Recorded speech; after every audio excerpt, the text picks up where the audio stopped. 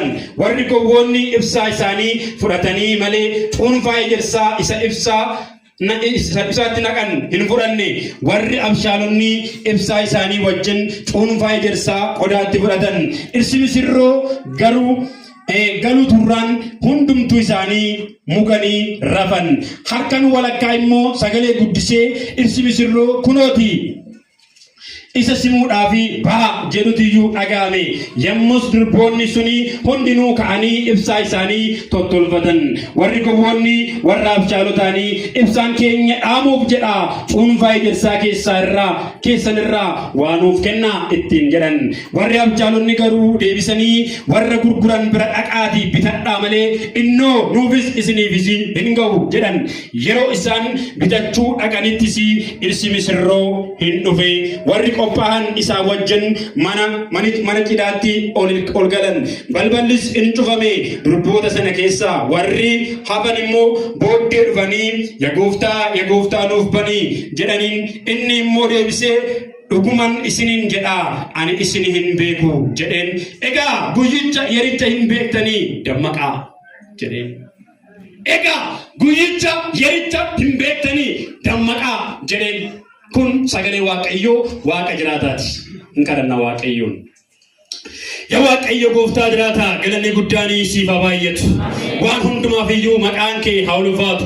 bari darbee guyyaan darbee haalli darbee daqiiqaan darbee sekendiin darbee wanti hundumtuu kun darbee barabaraan hafee inni jiraatu sagalee kee jiraataa duwwaadha sagalee kee jiraataa kanaaf galanni guddaan siif haa baay'atu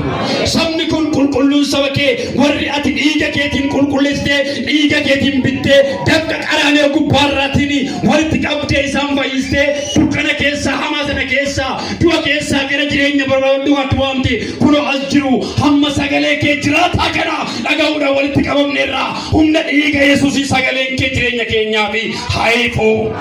humna dhiiga Yesuusii sagaleen kee jireenya keenyaaf haayifu dhugaa sagalee kee kanaan jiraachuu nu gargaari ibsaan sagalee kee dubbiin sagalee kee kun tokko lamaan jireenya keenyatti haasa'u garamitti akka gufne yaadannee iddootti dadhabne yaadannee iddootti bannee yaadannee deebinee mana keetti galii ta'uudhaaf nu gargaari cubbuun keenya daddarbi keenya yakki keenya wanti hundumti keenya dhiiga keetiin nurraa ka'eera galanni siif haa ta'u qulqulluu dhiiga kee nurraa ka'eera galanni guddaan siif haa ta'u ergaa jiraataa yeroo kanatti dubbadhu maqaa Yesuusiitiin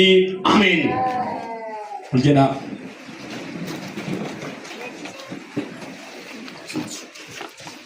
sagalee waaqayyoo han dubbisee Maatiyos boqonnaa 25 lakkoofsa 1 kaasee hamma 13 dubbisee qabadhaa yaadannoo keessan kutaan kun waa'ee durbootaa kurnaniiti kan dubbatu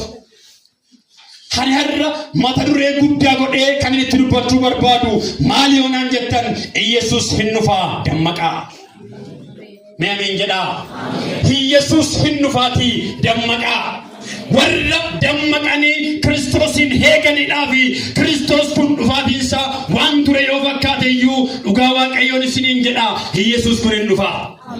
haalli hamma isin danqe kun yeroon amma isin danqe kun wanti amma isin rakkise kun dhugaa waaqayyoon isiniin jedha isin rakkisee baran ba'u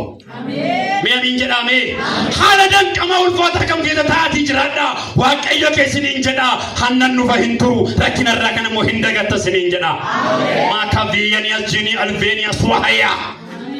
hin dhufa Yesuus rakkina keessanirraa dhiphina keessanirraa wanta har'a isin irraa burjaajee kana ilaaltanii haamilee hin fixinaa abdii hin fixinaa inni dhufu kun inni ture kun gaafa dhufu garaa keessan ciibsa Amin jettanii inni dhufu kun gaafa dhufu haamilee keessan kubaa lafaa kaasee mana galgalaa keessanii ofiisaatii isiniif ijaare sanatti iyyuu ol isin galcha dhufaatiin isaan ture eeyyee beekna hin ture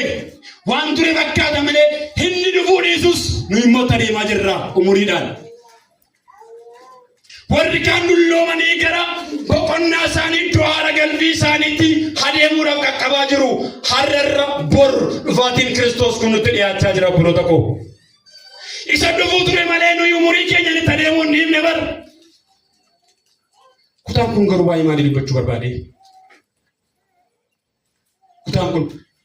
Dhugumaan kutaan kun waa'een durboota kurnanii kuni waa'ee maalii haasa'uu barbaade? Lallabdoonni baay'een gaafa lallaban, barsiisonni baay'een gaafa barsiisan kutaa kanaa amantoota dhiiga Yesuusin qulqullaa'an yookiin salveeshinii dhugaa kana fudhatanii gara fayyinaaf daandii fayyinaa kana gubbaa warra jiran kanaan gaafa dubbatanii isin jedhanii gaaffii gaafatu. Warra gowwoota moo warra abshaalaa jedhanii gaaffii gaafatu. Warri gowwoonni kun immoo warra kamiidha? Warra abshaalli kun immoo warra kamii jedhanii gaaffii gaafatanii iyyuu laphee saba fayyee kana hamma caa'uun guyyaa guutuu. Kutaan kun garuu waa'ee maalii dubbachuu barbaade? Kutaan kun saba hamma jiru kanaafi dhugumaan kutaa hamma nu ergitee jiru kanaafi nuuf dubbachaa jira. Kutaan kun har'a waa tokko sin barsiisa. Kutaa kana kan barreesse Maatiyoosidha. Maatiyos yookiin abbaan wangeelaa inni Kiristoosin kana ijaa biyyatti argee harkaan qaqqabatee afaan isaarraa waan ba'u hundumaa kana dhuga baatii ijaa bitee kuni Maatiyos gaafa barreessu isa Kiristoos jedhe kana fakkeenya ni dubbate kana iyyuu dubbachuu barbaade. Fakkeenyi dubbata kun waa'ee maaliiti garuu?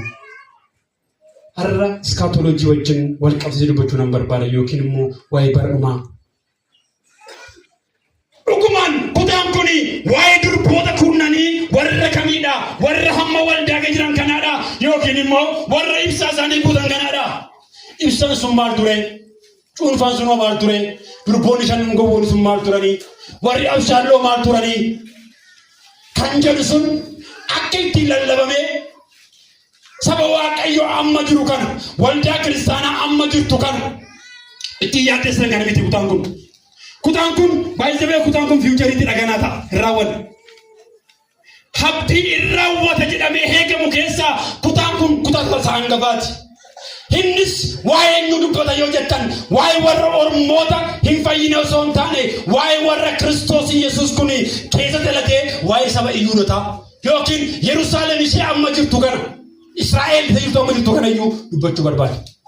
Akkamitti wal qabsiista waa'ee kana yoo naan jettan kutaan kun durbootni warri kudhanii keessaa shan zayitiin isaanii guutuu ta'ee shan immoo warri ibsaan isaanii yookiin zayitii hin qabne suni akkasumaan jiran kun waa'ee maaliiti yoo jenne gidiraa guddicha isaa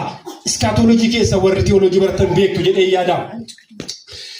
Ati keessa waa'ee bara dhumaa yookiin gidiraa guddicha waggaa 7 wajjiniin wal qabsiisa. Gidiraa guddaan waggaa 7 kuni saba eenyuutiif kan inni barbaachisu yoo ta'ani inni hangafaa eenyuudhaafi yoo jettan waggaan 7 kun bakka gurguddaa lamatti qoodaa ilaala.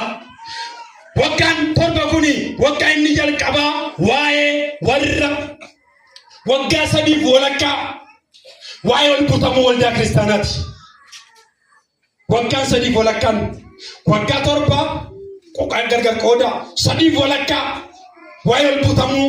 the church of rapture jedhamu sana jechaan ol butamuu waldaa kiristaanaa wajjiniin wal qabata. Waggaan 3 inni gara dhumaa immoo waa'ee warra abdii isaaniif kenname waa'ee warra kakuusaatiif kenname waa'ee Abrahaamii waa'ee Yaaqoobii waa'ee Isiyaaqiitii fi waa'ee Daawitii fi mana mootummaa isaa isa jalqabaa teessoo Daawit jedhamu kana haasa'uu barbaada.